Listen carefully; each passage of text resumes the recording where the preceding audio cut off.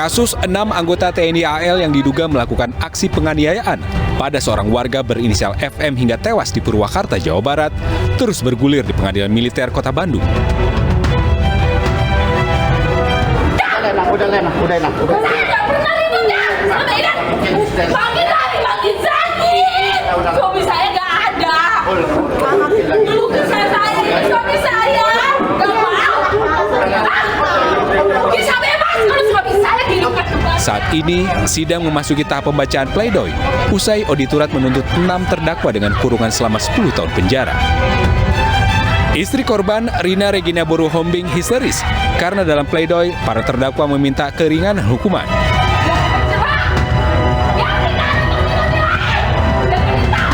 Orang tua korban, Jonisah Pandapotan Manalu, menilai tuntutan yang dikenakan pada 6 terdakwa tidak adil. Prihatin dengan tuntutan itu yang hanya 10 tahun. Sementara dakwaan primer auditor adalah di 340 junto 338. Notabene 340 maksimal hukuman mati. Sebelumnya, TNI AL mengungkap 6 anggotanya terlibat dalam penganiayaan terhadap 2 warga Purwakarta, Jawa Barat. Salah satu korban penganiayaan dilaporkan tewas. Motif penganiayaan tersebut karena salah satu anggota TNI AL berniat membantu orang tua kekasihnya yang kehilangan mobil.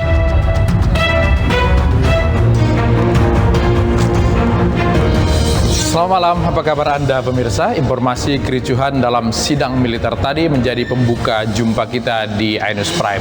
Kami juga akan menghadirkan perkembangan pemeriksaan kasus selegram Rahel Fenya yang sudah memasuki tahap penyidikan. Saya Latif Siregar.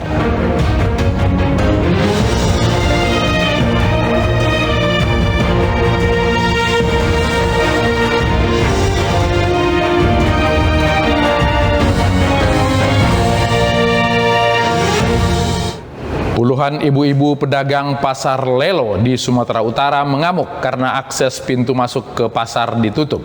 Mereka memaksa menggeser truk yang dipasang Satpol PP untuk mengadang pedagang.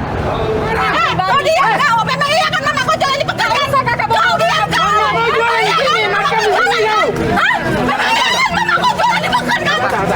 Aku nampak sendiri. Pedagang pasar memarahi anggota Satpol di hadapannya.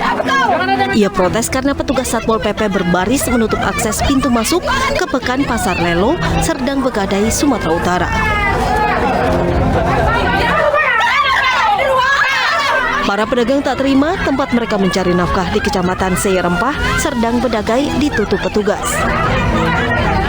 Aksi protes kemudian berlanjut di Jalan Lintas Sumatera hingga menyebabkan kemacetan. Para pedagang bahkan memohon kepada polisi lalu lintas untuk membantu mereka membuka akses masuk ke Pasar Lelo. Tak kunjung berhasil, para pedagang pun semakin nekat. Mereka menghentikan truk yang melintas dan meminta sopir membantu menggeser truk yang digunakan petugas untuk menutup akses masuk ke Pasar Lelo. Ketegangan antara pedagang dengan petugas Satpol PP kembali terjadi. Usai para pedagang berhasil menggeser truk yang terparkir di depan akses masuk ke Pasar Lelo. Aksi saling dorong antara pedagang dengan petugas Satpol PP tak terhindarkan.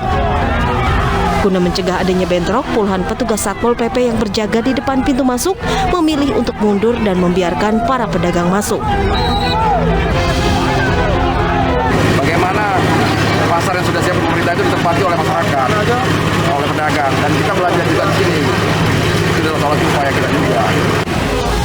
Upaya relokasi kepada ratusan pedagang pasar Lelo sudah berulang kali dilakukan oleh pemerintah setempat. Namun para pedagang tetap memilih bertahan di Pasar Lelo dan berharap pemerintah mendengarkan keinginan para pedagang dengan tidak menutup pasar yang berdiri di lahan milik pribadi. Sementara di Konawe, mahasiswa yang kecewa dengan pelayanan publik menggeruduk kantor bupati. Kericuhan pun pecah saat mahasiswa diadang petugas keamanan.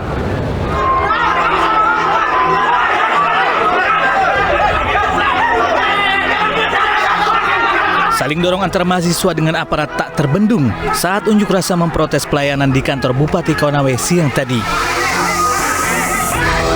Masa yang tergabung dalam himpunan mahasiswa Islam ini merangsek masuk ke dalam kantor Bupati guna menggelar audiensi, namun diadang aparat. Dalam aksinya, para mahasiswa ini memprotes kedisiplinan Bupati yang dinilai jarang beraktivitas di kantor hingga berdampak pada pelayanan.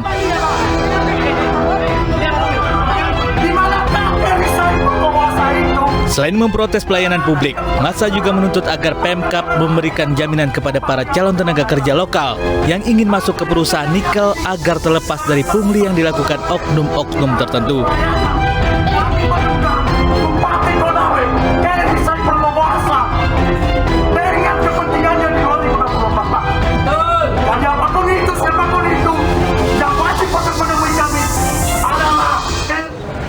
Tujuh pelaku tawuran antara geng motor dengan warga Tanah Abang, Jakarta Pusat ditangkap. Salah satu pelaku positif mengkonsumsi narkoba. Aksi tawuran antar kelompok geng motor dengan warga Tanah Abang pecah di Jalan RM Margono, Tanah Abang, Jakarta Pusat, Minggu dini hari kemarin. Polisi yang tiba di lokasi segera membubarkan aksi tawuran tersebut. Dalam aksinya, Satreskrim Polsek Metro Tanah Abang mengamankan 7 anggota geng motor. Polisi juga mengamankan barang bukti berupa sepeda motor serta beberapa senjata tajam. Ironisnya, dari 7 pelaku yang diamankan, 2 diantaranya yang masih remaja dinyatakan positif mengkonsumsi narkoba. Diduga tawuran dipicu aksi penyerangan kelompok geng motor terhadap sejumlah pemuda yang tengah asik bermain sepak bola di bahu jalan. Untuk korban sampai saat ini tidak ada laporan. Sudah kita amankan, kita lakukan pemeriksaan. Dari 7 orang ini 5 orang dewasa, 2 orang anak-anak. Informasi dari cek urinnya sendiri gimana Pak? Hasil cek urin Pak ke 7 orang itu? Dari 7 orang ini kita cek urin, 6 orang negatif, 1 orang positif. Nah, diketahui geng motor ini sudah beberapa kali melakukan aksi tawuran di kawasan Tanah Abang, Jakarta Pusat.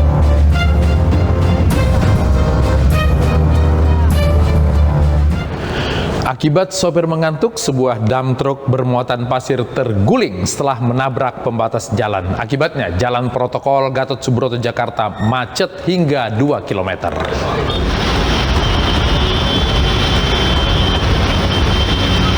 Sebuah dam truk bermuatan pasir terguling di Jalan Gatot Subroto, Jakarta pagi tadi. Kejadian tersebut mengakibatkan kondisi lalu lintas di Jalan Gatot Subroto macet total hingga 2 km. Kecelakaan ini terjadi diduga karena keadaan supir truk yang mengantuk sehingga menabrak pembatas jalan dan terguling. Proses evakuasi dilakukan pihak kepolisian dan Dishub.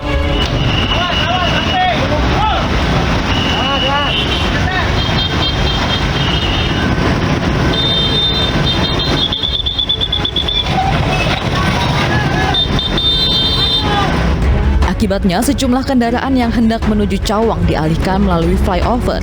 Pengemudi truk alami luka ringan, sementara muatan pasir berserakan dan dibersihkan oleh petugas. Masih di Jakarta, hujan yang melanda ibu kota mengakibatkan ruas jalan di Duren Sawit, Jakarta Timur tergenang. Sejumlah kendaraan yang takut terjebak terpaksa memutar balik.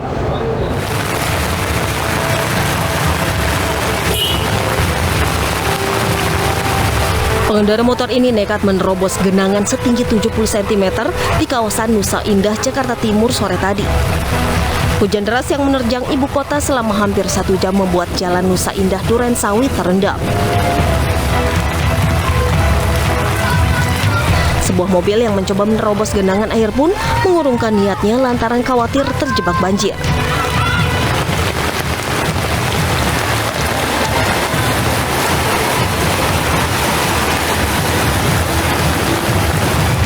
Tidak hanya mobil, seorang pengendara motor juga terpaksa berjalan kaki setelah kendaraannya mogok terendam air.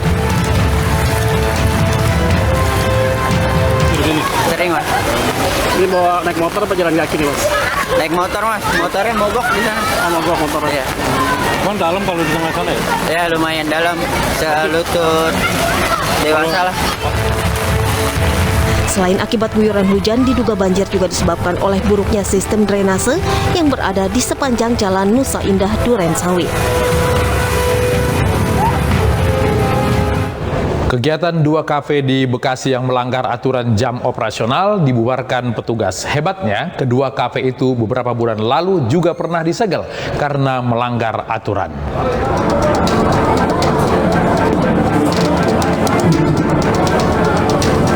Ratusan pengunjung Oma Cafe yang tengah berpesta dibubarkan petugas gabungan Polres Metro Bekasi Kota. Kedua kafe tersebut terpaksa dibubarkan karena melanggar jam malam dan protokol kesehatan. Sebagian pengunjung yang sudah menggunakan kostum dan hendak menggelar pesta Halloween ini terpaksa batal. Mereka diminta petugas meninggalkan kafe dan segera pulang. Aparat melanjutkan razia di kawasan Jati Sampurna, Bekasi. Untuk mengelabui petugas, pintu utama ditutup dan digembok. Namun, setelah dibuka paksa petugas, ternyata masih banyak pengunjung yang berada di dalam kafe tersebut. Petugas pun langsung membubarkan para pengunjung. Tadi ada 2 tempat.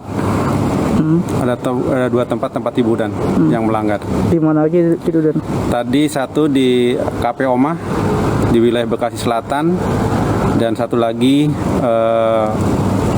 kafe di wilayah Jati Sampurna. Kedua kafe yang melanggar aturan PPKM tersebut diberikan sanksi teguran. Namun jika diketahui kembali berulah, aparat akan bertindak tegas dengan melakukan penyegelan sementara hingga penutupan. Selebgram Rahel Fenya kembali diperiksa. Polisi pun menaikkan tahapan kasus karantina itu menjadi penyidikan. Informasi tersebut kami rangkai dalam 5 berita pilihan hari ini.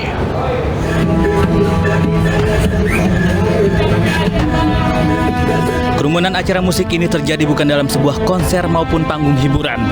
Ironisnya, kerumunan ini diduga sebagai rangkaian kegiatan vaksinasi massal di Sumatera Barat. Selain tanpa masker, acara ini juga menimbulkan kerumunan tanpa protokol kesehatan. Video berdurasi 2 menit ini pun viral dan tengah dalam penyelidikan polisi. Polda Sumatera Barat pun akan memanggil penyelenggara kegiatan dan melacak peserta kerumunan tersebut.